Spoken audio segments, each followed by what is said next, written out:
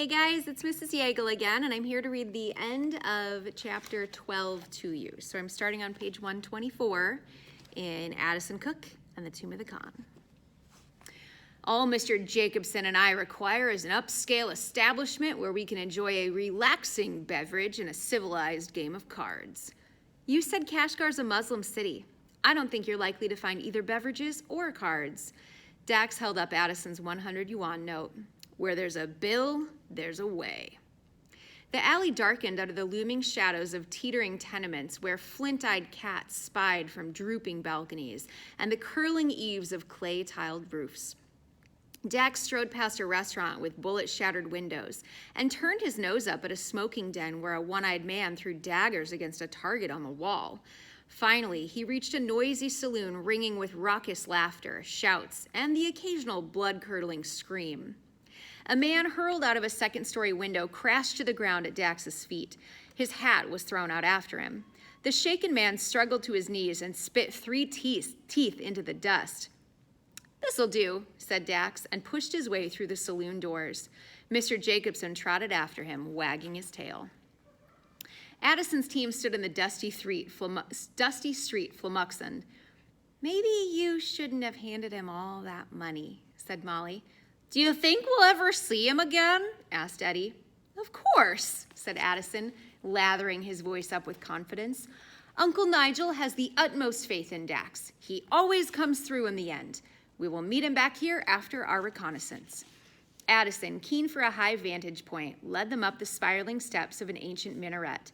They gazed out at the mud-brown sprawl of Kashgar. "Are you sure we're in the right city?" Molly asked again.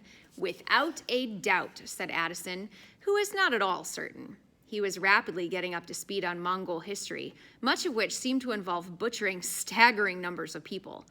Genghis Khan's generals conquered Kashgar in 1219. They chopped off the prince's head and paraded it through the town. That must have ticked off a few people. "Not really," Addison shrugged. "Nobody really liked the prince. Genghis was hailed as a conquering hero. It would make sense to hide a clue to his tomb here." He gazed out at the myriad minarets, steeples, and spires stuck in the cityscape like candles in a birthday cake. "The question is, which church?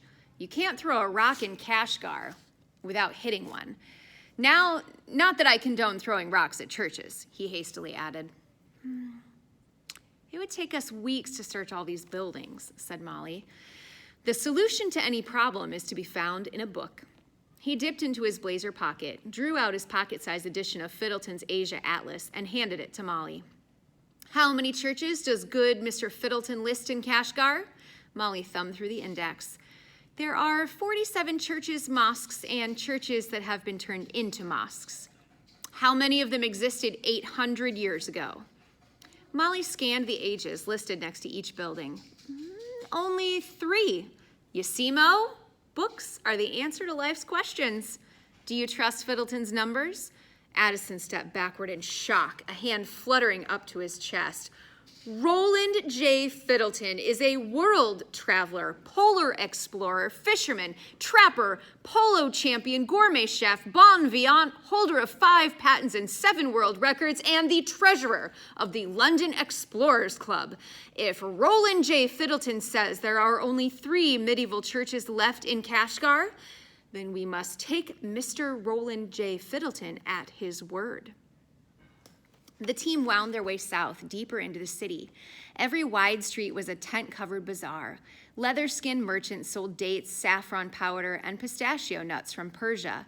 Laughing women in headscarves hawked frankincense, aloe, and myrrh from Somalia. Addison spotted sandalwood from India, hand-blown glass from Egypt, and dried fruit from as far away as Saudi Arabia. "We are almost to the first church on our list," he said, consulting the atlas. "How will we know if it's the right church?" asked Eddie. "Easy," said Addison. "Our church will be the one crawling with Madame Fang's triads." He didn't know if this would actually be the case, but he also didn't know if this wouldn't actually be the case, and he figured that what he didn't know couldn't hurt him. So he put his faith in the first option. "You better hope we're in the right city, Addison," Molly grumbled, dodging landmines of cattle droppings in the potholed street. "Molly, my youngest cook, lowest branch on the family tree," said Addison. I am absolutely positive we're in the right city. If the next clue is in the first church we check, said Eddie, this'll be pretty easy. Why would you say that, Eddie? Molly sputtered. You'll jinx us.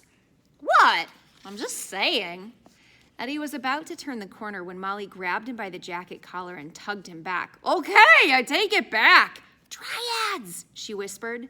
The team peeked around the corner of the alley to a crumbling stone church across the cobbled square. The whole building was swarming with triad guards in dark suits and darker sunglasses. Not so easy, is it, Eddie? Addison beamed. Well, don't look so happy about it, said Molly. I'm relieved, said Addison. Why? Until this moment, I had no idea if we were in the right city.